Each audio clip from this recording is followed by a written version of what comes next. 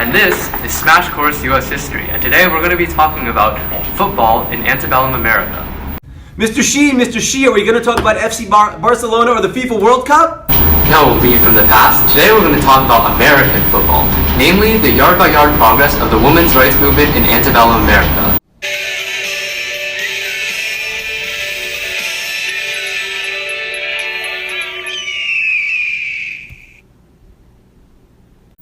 During the early to mid-1800s, the United States experienced a surge in reform movements. Because these movements were heavily influenced by the rapid change in American life brought about by industrialization and urbanization, they mostly focused on redefining or finding order within the new society. While movements such as abolitionism drew the most attention and achieved their goals relatively quickly, others such as feminism found more modest beginnings during this time period. Although women's rights was not a prioritized issue of the antebellum period, the work done by early feminists of the time set the foundation upon which later feminist movements would build. America before the beginning of reforms towards women's rights basically provided women with no personal rights or freedom. Women were faced with traditional sex restrictions and were treated as second-class citizens, which led to a lack of legal rights for women during this time. Women were not allowed to obtain real education or pursue a professional career. In fact, most schools that women were allowed to attend revolved around the idea of teaching women to become better wives and mothers. After marriage, women were the property of their husbands. They could not own property, sign a contract, keep their own wages, and were rarely able to file a divorce. To add to all that, all women were denied the right to vote. Women were also associated with the idea of the cult of domesticity. This emphasis on women as mothers and companions grew, and women became stuck in their own separate spheres. In the North, women stayed in households and protected domestic values, such as raising children. The decline of the economic role of the family in the North further removed women from the family income. In the South, the codes of honor provided society with a way of solidifying the subordinate status of women. The majority of women lived on farms that were isolated from the public world, and family remained the principal economic unit in the South, leading to a stronger sense of patriarchy and dominance. Because women were mostly restricted to staying at home and performing domestic work, they were rarely afforded the opportunity to interact with society as a whole and could only stay in their separate spheres. With this, women were even more insultingly not considered as being citizens of the United States, and as such had even fewer rights in the plain vote, no matter socioeconomic standing. With such few rights, their position was basically reduced to that of a slave, and that they really only had the right of protection by their masters or the husband of the family. Naturally, such oppression of an increasingly literate population met opposition, and although a majority of women merely accepted this role, this being principally in the South, an opposition party began to arise as they lost even their ability to contribute to the family economic unit in the North. All of these restrictions against women deprived them of opportunity, and eventually women began to challenge and redefine their role in society. Women also played central roles in other reform movements, advocating most prominently for temperance and abolitionism. The result of this newly emerged opposition to traditional gender roles led to the creation of the American feminist movement. Although women's rights were not the main focus during this time, these women laid the foundation for the slow but steady advancement of women's rights. Despite the fact that women advocating for causes such as abolitionism and temperance reflected a desire to contribute to society on a greater scale and assume a bigger role within it, the pursuit of such causes in effect detracted from the feminist cause as a whole.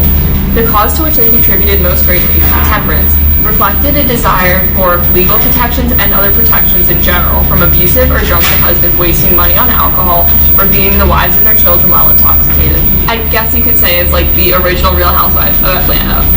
Less hitting each other with Gucci bags and more hitting up the church.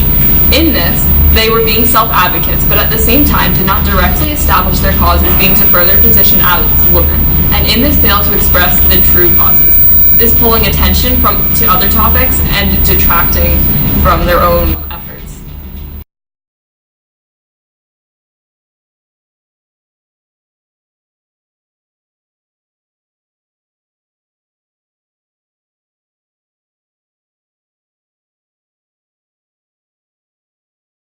Sarah and Angelina Grimmick were among the first to see the connection between abolitionism and women's rights.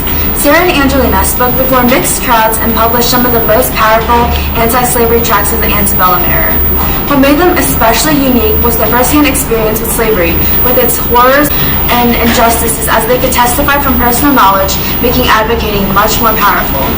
Similarly, Harriet Beecher Stowe was the writer of Uncle Tom's Cabin, a novel that educated people on the reality of slavery by humanizing slaves to the point where it was banned from most of the South, therefore helping the abolitionist movement as well as laying the groundwork for the future of the Civil War.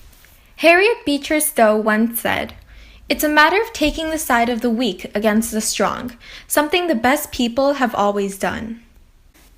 In this, the extreme oppression of women, to the extent in which their rights were no more than a slave, added to the unrest already existing and was largely responsible for a portion of the ralliers in later years. This began with Sarah and Angelica Grimke leading the way as they found and advocated for equality, appealing to women in saying that their treatment and assumed inferiority is a shared experience.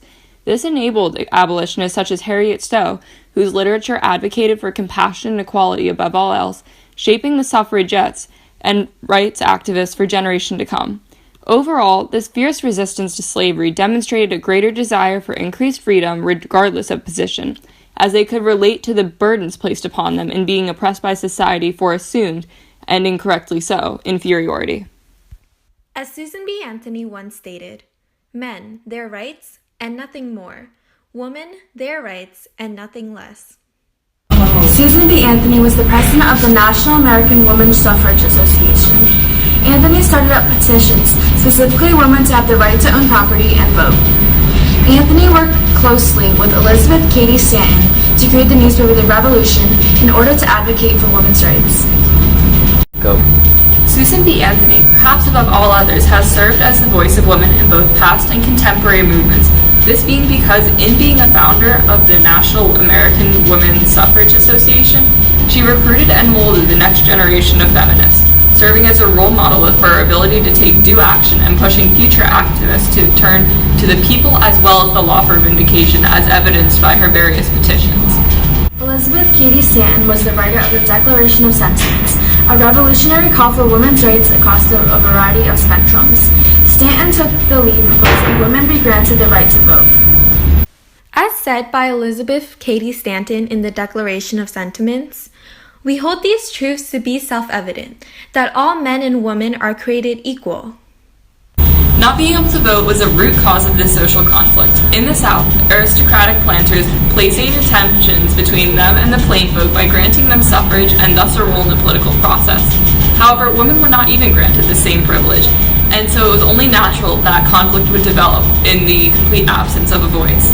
This would again be a prominent conflict at the Seneca Falls Convention, with its emphasis on voting rights reflecting this perpetual dissatisfaction. Overall, all of these individual actions, beyond their immediate successes, serve to inspire the next generation of women's rights activists, each of them reaching further over time than their predecessors, taking one step up the ladder. Oh, is it time for the mystery document?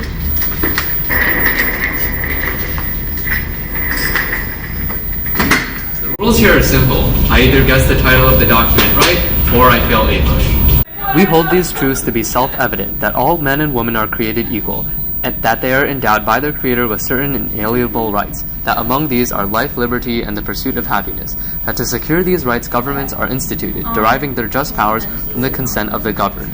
Whether any form of government becomes destructive of these ends, it is the right of those who suffer from it to refuse allegiance to it, and to insist upon the institution of a new government, laying its foundation on such principles and organizing its powers in such form as to them shall seem most likely to affect their safety and happiness.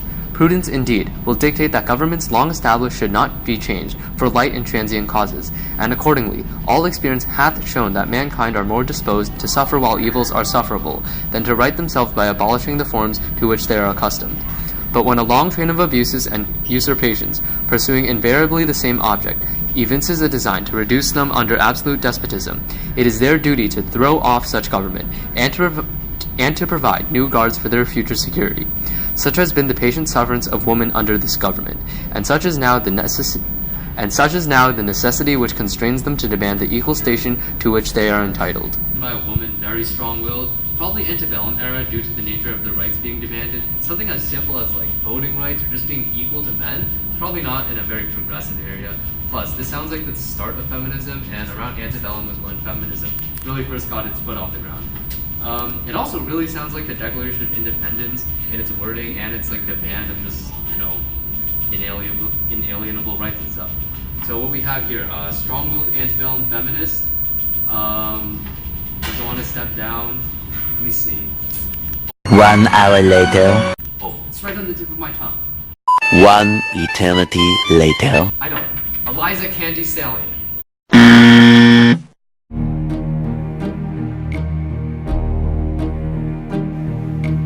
Who can say where the road goes, where the day flows, only time.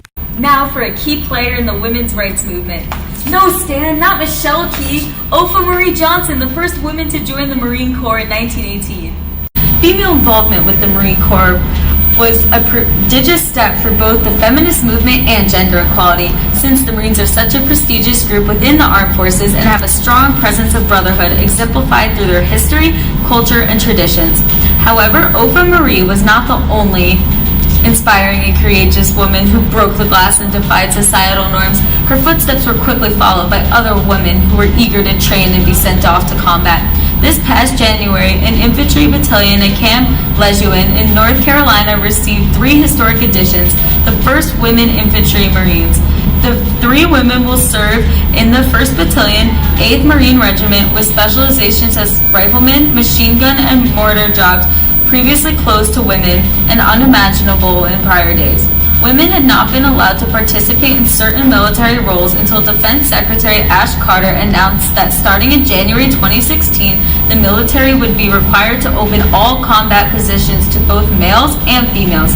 His decision was heavily influenced by the School of the Marines, which was opened from 2013 to 2015. The school's purpose was to study how gender interrogation affects combat readiness. The result of the study showed men were faster and more lethal, but when it came to critical thinking, women outperformed them.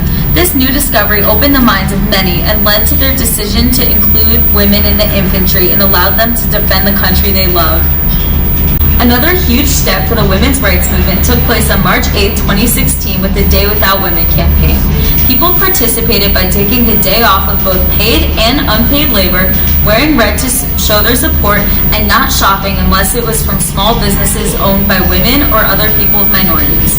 In addition, A Day Without Women allowed people to realize the value and impact women have on the world and how they are crucial to the development of modern society.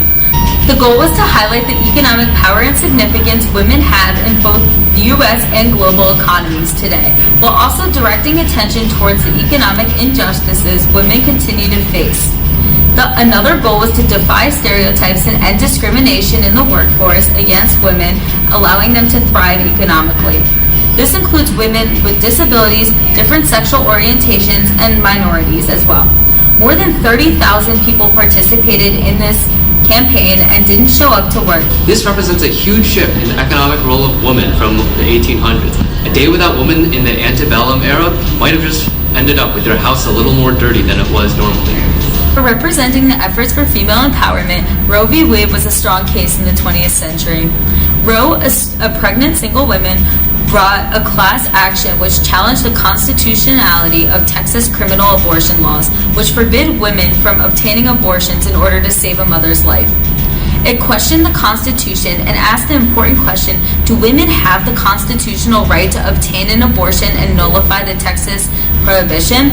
On January 22, 1973, the Supreme Court ruled 7-2 in Roe's favor, confirming its legality and calling upon defense from the 14th Amendment to help the case. The decision gave the women the right to an abortion during the entirety of the pregnancy and set boundaries for the state to monitor during the 2nd and 3rd trimesters. The case showed a woman rising up to challenge the law, speaking up and inspiring other women to do the same. These movements, while advocating for causes that differ from their predecessors, carry the common theme of finding and maintaining gender equality in society. Be that by taking control of one's own body, working the same position in the armed forces as their male counterparts, or merely demonstrating their impact, both socially and economically. Even still, the cause is not finished and will continue as it becomes less so attached to the need for recognition of female value, and more so a cause to bring out the best in humanity. Despite the failure to prioritize a cohesively unified women's rights movement, the work by individual figures campaigning for greater social and economic equality and rights was invaluable in laying the groundwork off of which future generations would build. Beyond the women's rights movement, these movements show how oppressed and socially and economically isolated people of the early to mid-19th century sought to take control of their realities through various causes in a rapidly changing society. The successes and motivations of the women's rights movement, while important, created a foundation on which the next generation continues to build, now working to continue the crusade for gender inequality.